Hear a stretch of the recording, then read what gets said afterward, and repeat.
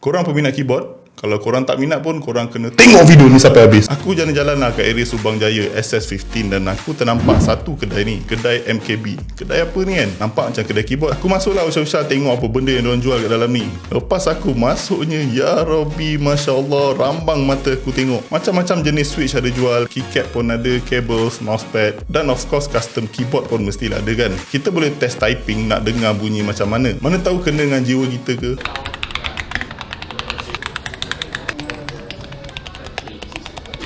Dan mousepad dia banyak jugalah pilihan. Kualiti pun mantap, agak tebal. Aku pun jenis tak suka mousepad yang nipis-nipis. Macam-macam lagi barang selain keyboard ada dijual di sini. Oh, korang tahu kan, nak build keyboard sendiri ni agak renyah. Untuk yang tak berapa knowledgeable pasal keyboard macam aku, tak reti build keyboard sendiri, bolehlah datang sini, biar expert kat sini yang settlekan. Kedai ni guys berada di SS15 Subang Jaya. Just west je MKB Malaysia. Korang akan sampai. Terima kasih guys.